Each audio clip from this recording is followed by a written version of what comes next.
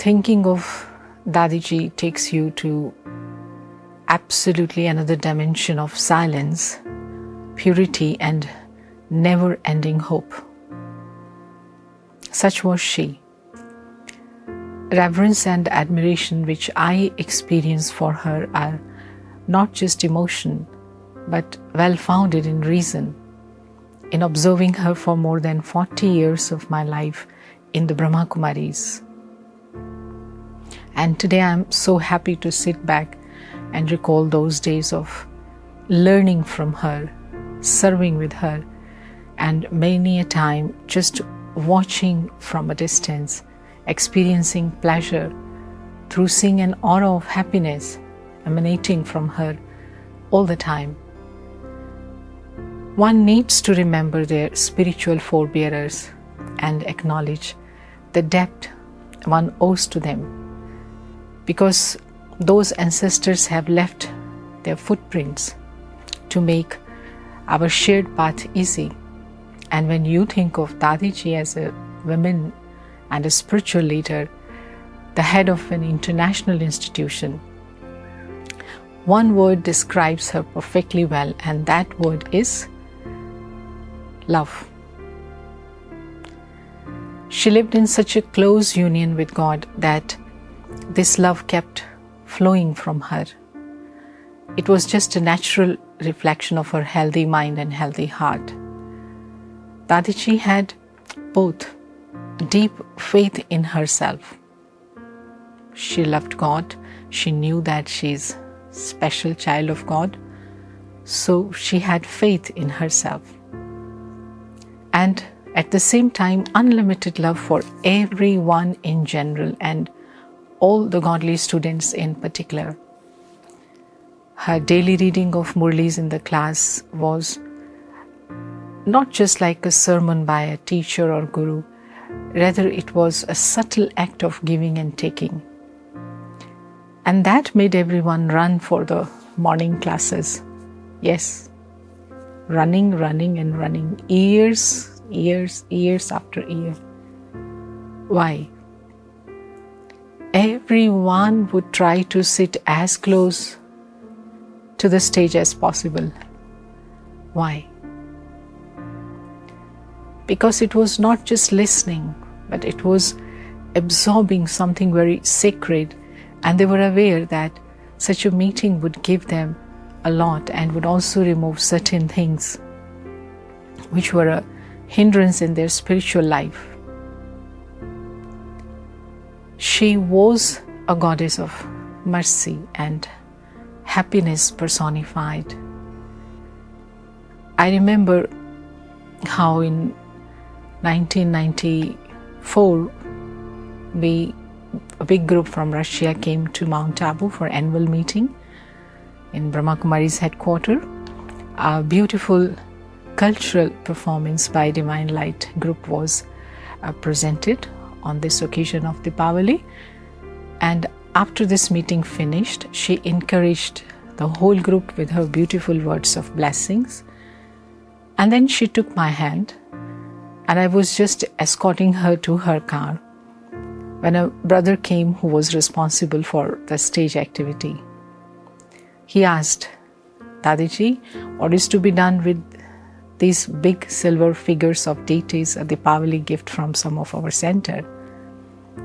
And Dadiji immediately looked at me and replied, give them to Santosh. She will take them to Russia for Baba's museum.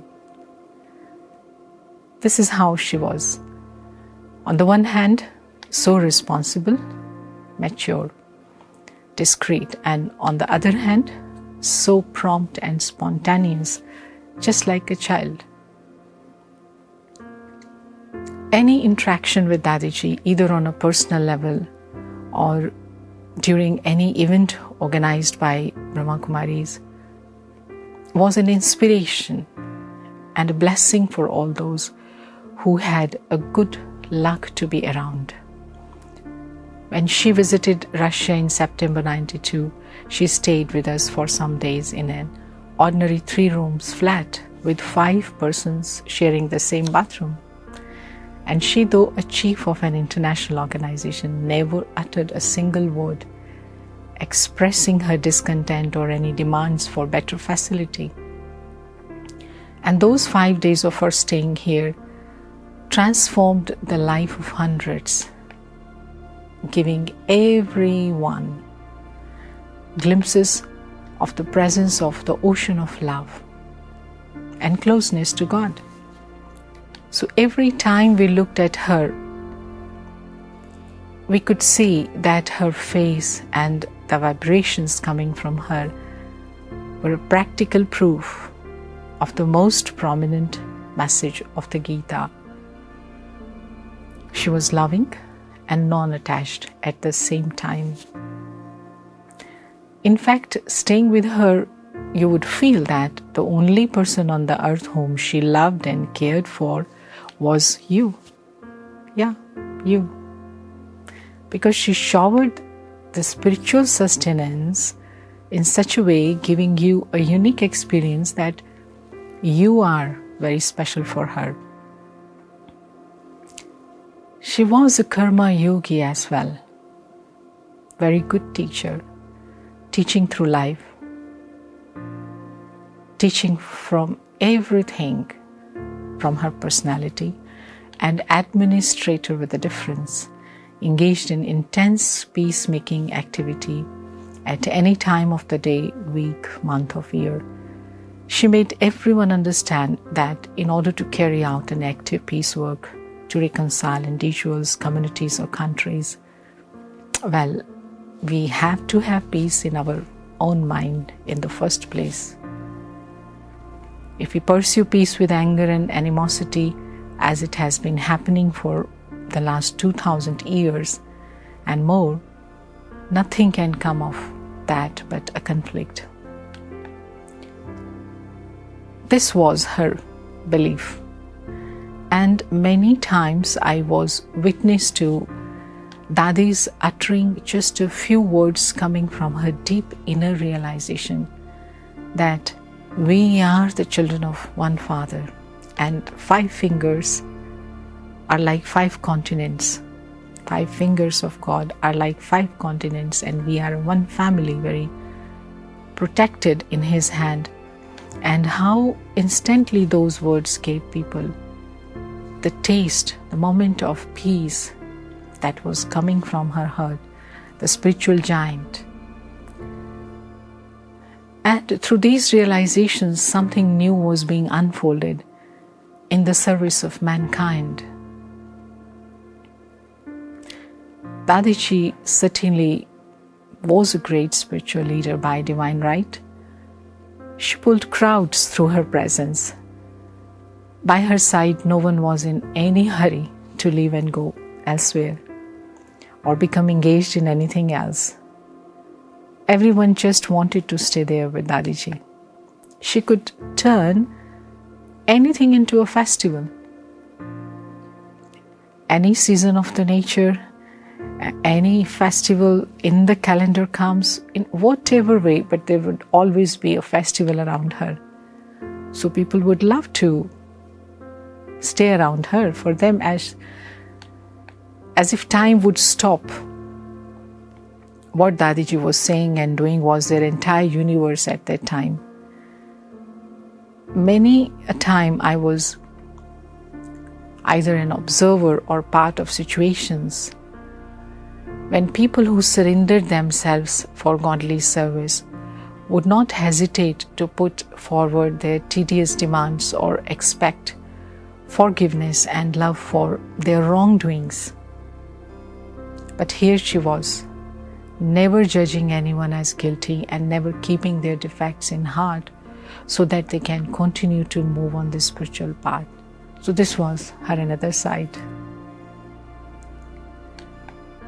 That is why Dadiji's ability to inspire people by touching their hearts ensured their wholehearted cooperation in godly service, as a result of which the institution expanded by leaps and bounds from 125 centers in 1969 to 8,500 centers in 2007. And within this time period, more than 5,000 full-time dedicated young teachers and sisters were trained to serve with New Zealand enthusiasm.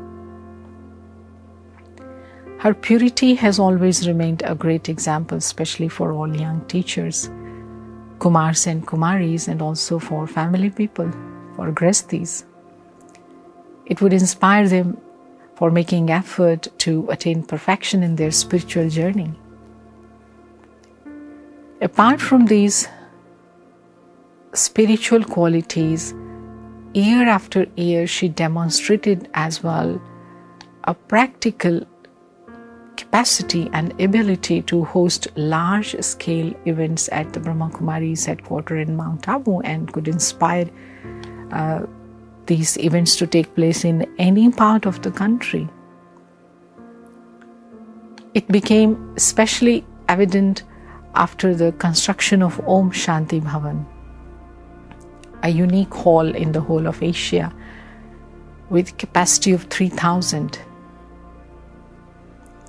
In 1983, the first international peace conference organized by the Brahma Kumaris took place there, and it became a highly successful event, having drawn scores of prominent public figures, including Dr. Robert Mueller, Assistant General Secretary of the UN. Dalai Lama also visited headquarters for taking part in the conference. Both of them expressed lots of respect for Dadiji after seeing and experiencing the great amount of work for peace carried out in a peaceful way by thousands of spiritual brothers and sisters of this united family, with Dadiji as their caring mother and leader. 250 media persons, editors, chief editors, owners of newspapers also attended the event. I remember a journalist asked Dadiji during question and answer session, "Dadi, what kind of a magic wand you have used to attract so many prominent figures?" And Dadiji's reply was, it was their father's home, and that all of them had arrived on his invitation, and I'm just an instrument. Mrs. Shelley also came to Mount Abu for the second international conference. She knew that Dadi Prakashmani was the chief of large international organization, and she too, being a very good leader, thought it would certainly be difficult to meet her, to meet Dadiji in person, but Dadiji, an epitome of humbleness, she would meet all the guests every day with open arms, asking, "Oh, is it everything okay? Are they comfortable? Do they want to eat something special?" Like grandmother. Seeing all that, Madam Shelley asked Dadi, "You are having 3,000 guests at the institution, and 1,000 out of them are IPs and VIPs. Don't you ever feel any tension, Dadi?" And Dadiji replied, "These guests have come to their father home, to their own home, and I don't have any reason to be tense." So that was her greatness. And in 1988, the Global Cooperation for a Better World project was launched. It continued for 2 years, then spreading to 122 countries. And then in 2000, during the International Year for Culture of Peace, the Manifesto of 2000, a unique document created by a group of Nobel Prize laureates, was promoted, and more than 30 million people in India filled in the form to express their adherence to the principles of peace stated in the manifesto. And how all that happened, we saw from our eyes that every day she would stand and ask, Did you request everyone, your neighbors, your relatives, your friend, to spend some time in peace and to see this form and to fill in the form? Did you inspire them to become better person? Every day. So that was a remarkable achievement accomplished by the volunteers of the Brahma Kumaris under Dadi's loving but determined relationship with everyone. And although physically she is not around us anymore, but she stays with us even today through thousands of her deeds and through people whom she enabled to become strong spiritually and stand firmly on their feet.